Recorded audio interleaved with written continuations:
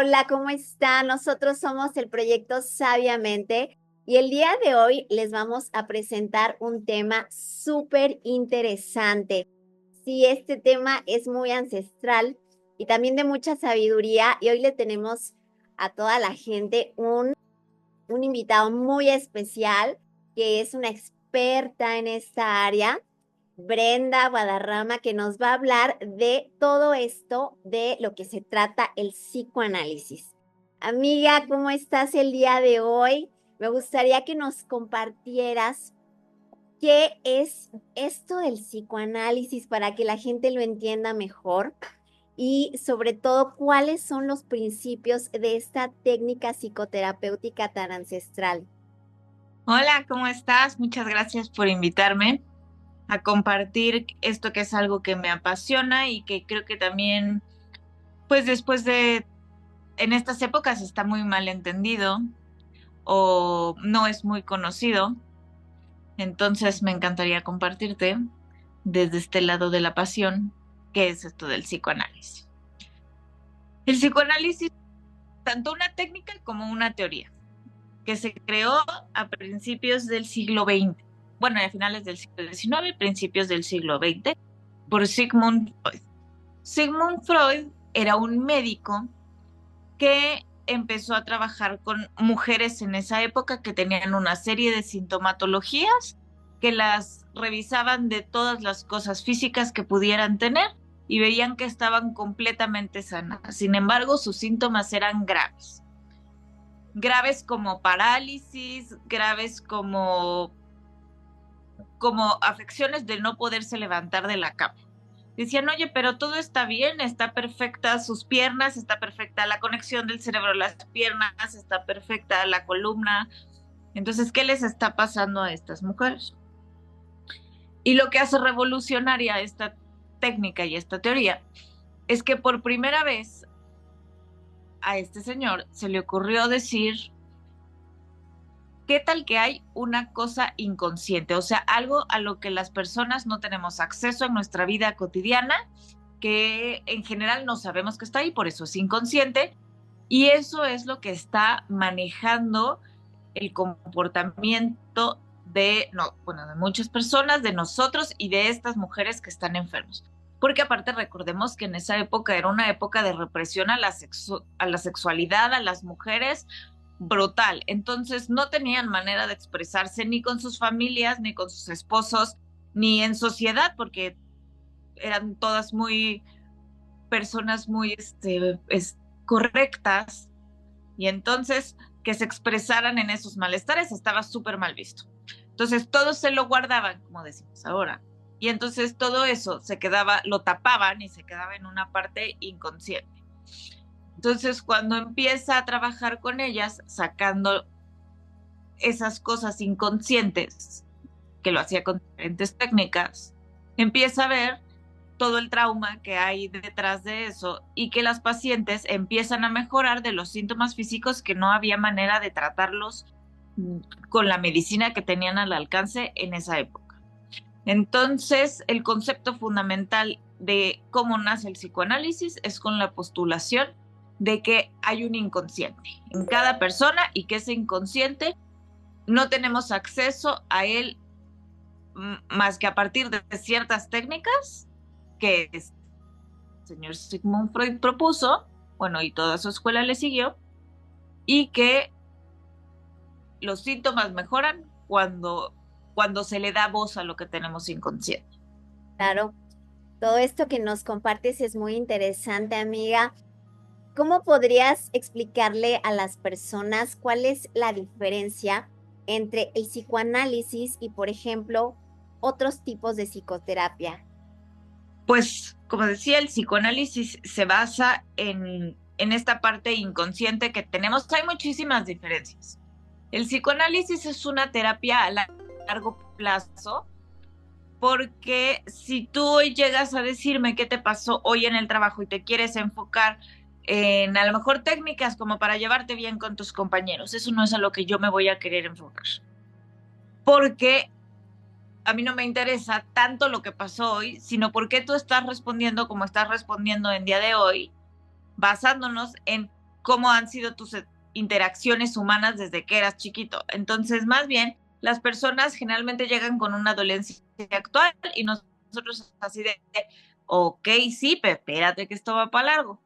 Hay que platicar de la infancia, hay que practicar de tus primeros recuerdos, de tus papás, de cómo se llevaban tus papás entre ellos, de cómo era la sensación de la dinámica en la familia, cómo era la dinámica familiar, pues con los que tenías contacto, con los abuelos, con secretos familiares que hayan tenido, porque todo eso va a influir, todo eso se te queda grabado, precisa manera, a veces consciente, a veces inconsciente, y eso hace que te relaciones diferente con las personas. Por ejemplo, si tenías unos papás que eran enojones, que te regañaban un montón, entonces, y tú tenías mucho miedo, y eso te crea mucha inseguridad, porque la inseguridad no es una falla de conducta, la seguridad es una falla en la seguridad que tú sentías cuando eras niño, y la seguridad la da tu ambiente.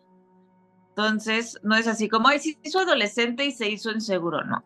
Era un niño que no tenía la certeza de la seguridad en su casa, ya sea porque vivía en una casa que no tenía las condiciones adecuadas para que se desarrollara, o en un ambiente, una colonia conflictiva, en un lugar conflictivo, o las personas dentro de su casa eran personas peligrosas, eran papás que no lo podían contener, o papás adictos, o papás agresivos. Entonces, desde ahí tú aprendes a desarrollarte, desde el miedo, desde la confianza, desde la complacencia.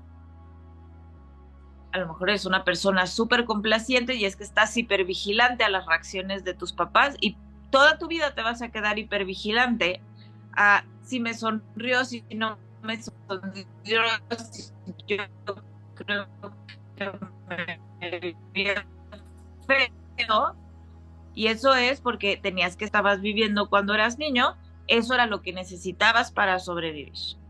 Entonces, es una terapia donde yo necesito muchísima información acerca de tu pasado, y en esa información, con la asociación libre, con la interpretación de los sueños, vamos sacando cosas que tengas inconscientes para como que ir desenmarañando por qué te estás comportando de esa manera ahorita. Entonces, eventualmente llegaremos a lo mejor a por qué no están funcionando tus relaciones en el trabajo. Y será porque tienes miedo al rechazo, porque tenías unos papás inconsistentes en su vínculo. Y entonces, desde la raíz, que no tiene nada que ver ni con tu trabajo, ni con los compañeros de trabajo, sino lo que despiertan en ti, que ya traías desde tus relaciones objetales, o sea, las primeras relaciones que tuviste en tu vida, desde ahí te estás relacionando con ellos, y desde ahí lo podemos cambiar. Entonces, lo que la diferencia es que es una terapia que requiere mucha información, es una terapia a largo plazo, es una terapia profunda porque requiere de saber muchísimas cosas, o sea, incluso si puedes tener acceso a información como cómo vivió tu mamá el embarazo, si lo vivió con alegría, con rechazo, si tu papá se fue porque se enojó porque tu mamá estaba embarazada, si la abuela no quería que te tuvieran, pues eso condicionó el mundito al que ibas a llegar desde antes de que tú nacieras, ya lo estaban preparando para ti, de manera que te iba a permitir desarrollarte de una manera hermosa, o de manera que te iba a poner las cosas bien difíciles desde el primer día. Entonces, estas son las principales, pues yo diría, diferencias. Porque hay otras terapias que son muy concentradas en el aquí y el ahora, en estímulo-respuesta, cómo corregir ciertas cosas, pero más bien son técnicas muy concretas, habilidades que te permitan solucionar problemitas específicos de la vida cotidiana. Y el psicoanálisis, pues es un análisis de vida, no es un análisis situacional. Ok, claro. Esto es, como bien dices, características que la hacen una técnica muy distinta, porque como bien dices, estamos yéndonos al pasado, a situaciones de la historia de vida, casi una autobiografía de la persona, y obviamente eso requiere seguramente de mucho tiempo, y obviamente mucho esfuerzo de la persona que esté muy abocada a su psicoterapia. ¿Cuáles dirías, amiga, que son las principales técnicas que se utilizan en este tipo de psicoterapia? Ok, las principales técnicas serían, bueno, para empezar, la asociación libre, o sea, dejar que el paciente empiece a platicarte de lo que se le ocurra. ¿Por qué? Porque el inconsciente siempre quiere salir. Y el inconsciente siempre quiere que le den una voz, porque precisamente cuando no le han dado una voz, aparecen los síntomas. Entonces, si tú escuchas verdaderamente lo que tiene que decir el paciente solito va a ir hilando las cosas con cosas de su pasado. Y si no, bueno, pues ahí ya le das una pequeña ayudadita con lo que el terapeuta vea que se relaciona un poco. Entonces, la principal técnica es la asociación libre, donde vamos a ir, obviamente, viendo ciertas cosas como la represión que tenga el paciente. ¿Qué es la represión? Tenemos que ir quitando la represión. La represión es si nosotros tenemos nuestra parte inconsciente, nuestra parte preconsciente y la parte consciente, haz de cuenta que la represión son unos soldaditos de energía psíquica que tenemos que dicen, oye, este recuerdo de aquí abajo lo mandamos a la caja de la represión porque nos duele mucho. Cuando nos sentíamos humillados cuando éramos niños o que decían, ay, no, ya cállate, vete para allá. Esto es una conversación de adultos. Salte de aquí porque estas son cosas que no pueden estar escuchando los niños, por decir alguna cosa. Entonces, recuerdos de humillación, de tristeza, de abuso. Entonces, los guardamos en esa caja porque obviamente a mí no me gusta andar todos los días por la vida, camino al súper y decir, ay, cómo me dolió esa vez que mi mamá me dijo que yo no sabía hacer las cosas bien y que nunca las iba a poder hacer bien. Pues mandamos soldaditos para que tapen eso. Y dejamos un espacio que es el preconsciente para que tengan un espacio donde si algo se está escapando lo pueda ir yo a volver a regresar, tapar otra vez. Entonces, por ejemplo, ahí una de las cosas que se tiene que hacer es ir quitando la represión, que no es fácil porque obviamente es así de, oye, me costó 30 años de mi vida poner todos estos soldaditos tapando este recuerdo, como que tú lo quieres sacar. O sea, no, ya tienen 30 años de entrenamiento porque no salga. O sea, no quiero que salga ese recando esos recuerdos, por ejemplo, de la represión. Ver las cosas que negamos, también otro mecanismo de defensa es la negación. No, eso no lo acepto, no está en mi... Eso yo no lo quiero ver, porque me duele mucho. O sea, todo esto nace de que las cosas me duelen mucho y entonces yo busco múltiples maneras para evitarlas. Y el terapeuta las tiene que reconocer como para decir, ahí hay algo importante oculto que tiene que salir. Entonces puede ser la represión, puede ser la negación.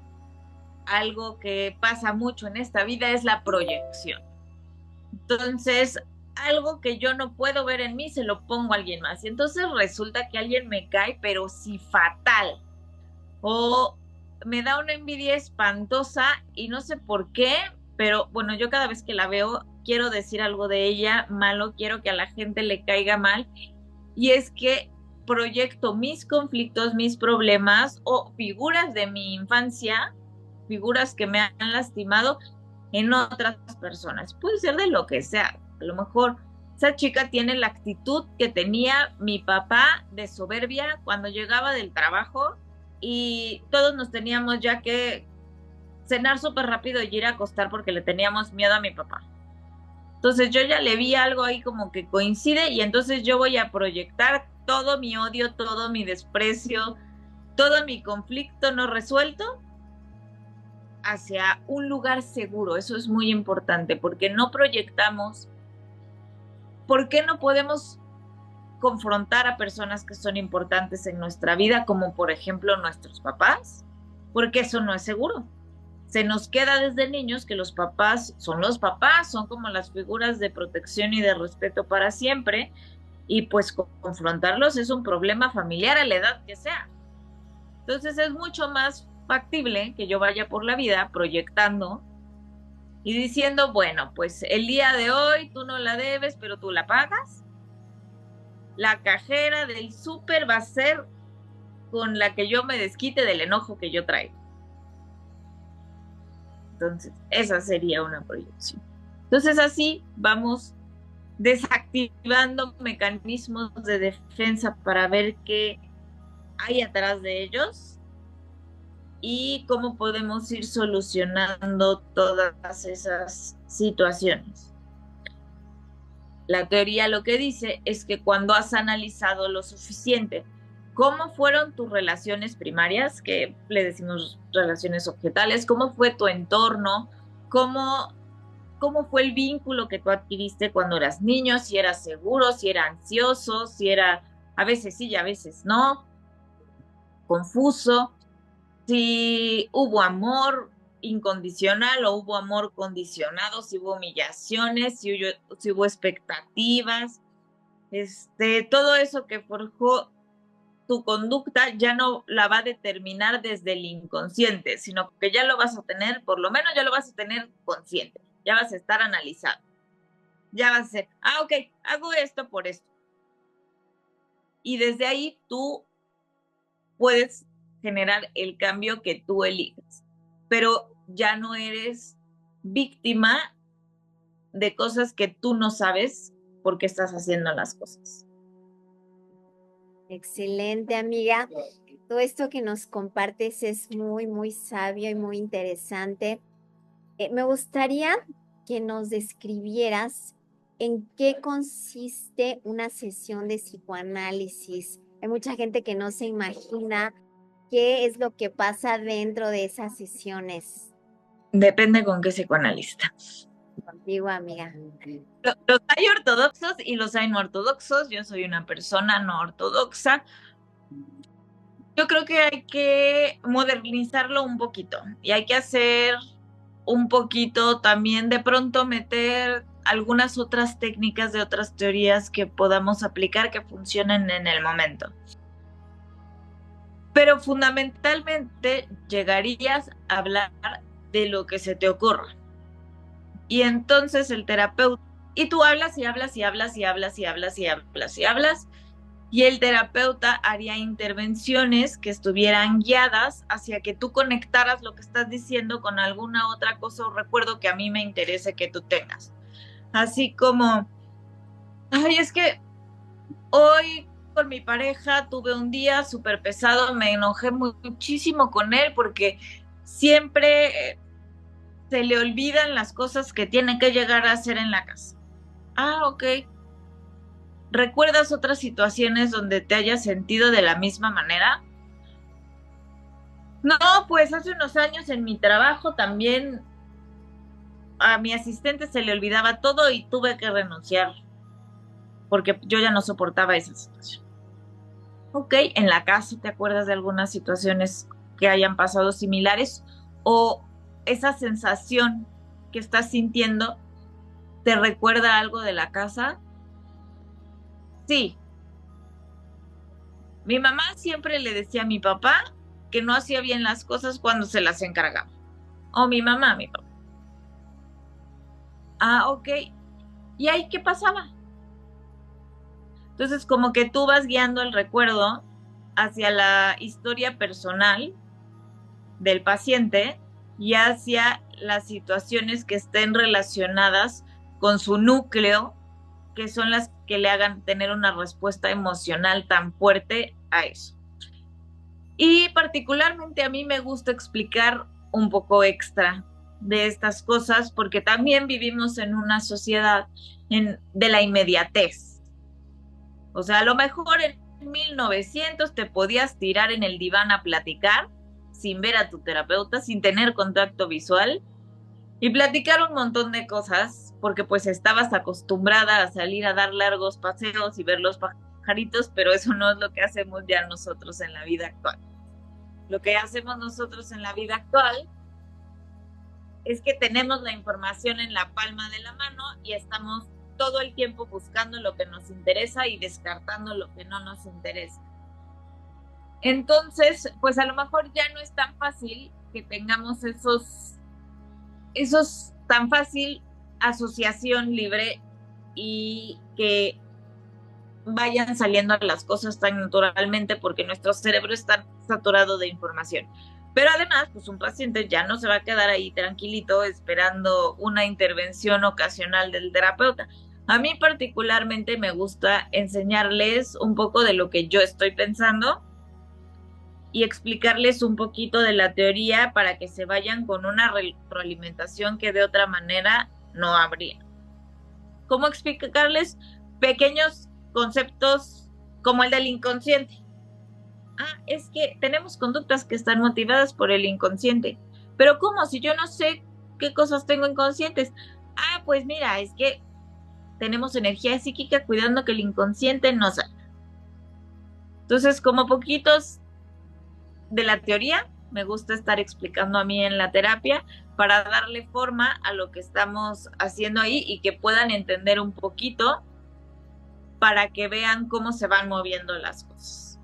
Pero en una sesión de psicoterapia completamente ortodoxa, irías y platicarías, habría unas intervenciones muy puntuales del terapeuta para que tú fueras hilando y como tener momentos de eureka en los que tú llegas a una conclusión y dices, yo creo que es por eso y nunca lo había pensado. Entonces hay unos que dan un poquito menos de información, otros que dan un poquito más de información, pero bueno, en general así sería. Amiga, qué interesante información nos compartes. Y pues la verdad es que todo esto es algo que es muy complicado de explicar, como bien lo dices, si tú das información adicional y la desmenuzas y ayudas mucho a que la gente le quede claro algo que es muy complejo finalmente. Y bueno, pues todo esto, te agradecemos por todo esto tan bello y tan sabiamente que nos has compartido. Les recomiendo mucho a Brenda como terapeuta. Ella también tiene sesiones en línea y bueno, además de su trabajo como terapeuta, tiene un trabajo personal muy amplio. Amiga, muchísimas gracias por todo esto. De verdad que es información muy valiosa y muy sabia. Te mando un abrazote a distancia allá donde estás. Amiga, yo también. Muchas gracias por hacer esta información al alcance de todas las personas. Creo que es muy, muy importante que sientan que la salud mental no es algo inaccesible y no es algo lejano. O sea, lo deberíamos de ver no como la última herramienta que utilizas ya cuando te sientes súper mal, sino como algo formativo incluso para los niños, ¿no? Que tengan un espacio de seguridad donde puedan ir a platicar las cosas que están pasando en la casa. Yo tengo un niño de 8 años, pero por supuesto que a terapia, porque no es que ni siquiera que tenga que tratar un tema en particular, ¿no? Es como que esté habituado a la idea de pedir ayuda, que esté habituado a la idea de que se merece la contención, de que se merece la escucha y de que hay espacios seguros donde absolutamente nadie va a saber lo que está platicando y ahí lo puede platicar y ahí puede tener sus reacciones emocionales que a lo mejor no quiere que se vean en la casa y que se acostumbre a que no es la última opción, sino que es parte de la vida cotidiana, parte de tu salud mental.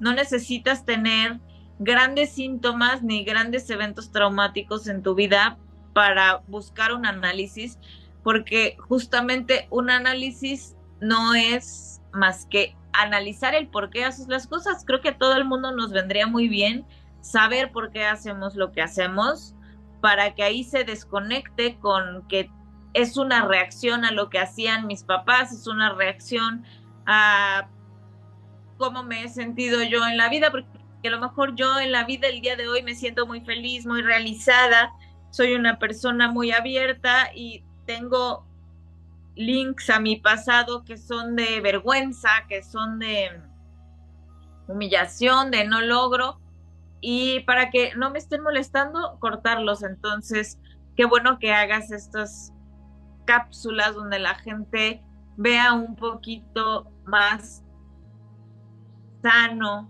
normal, ir a terapia, buscar ayuda para tener una mejor calidad de vida, ellos y su familia, porque definitivamente también la familia se beneficia abismalmente cuando nosotros nos sentimos bien y que lo promuevan también con los niños. Eso he visto que ya es muchísimo más frecuente. De hecho, muchas veces los papás dicen, no, sí, los niños sí, pero yo todavía no.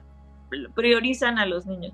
Pero que se promueva con los papás, con los niños, en que así como vas a cualquier especialista para ser una persona sana de todo tu ser, que nunca se nos olvide que la salud mental es importantísima porque va a ser determinante en tu calidad de vida y en tu longevidad y en las enfermedades que vayas a tener, para que lo que el psicoanálisis dice, que lo que no hablas se manifiesta en tu cuerpo, el cuerpo lo habla. Entonces, ¿solo hablas o lo sintomatizas? Entonces, hay que hablar las cosas para no somatizarlas. Y esa amiguita, muchísimas gracias por todo este conocimiento. Un besote grande y muchas gracias a todos por estar aquí con nosotros. Que tengan muy lindo día.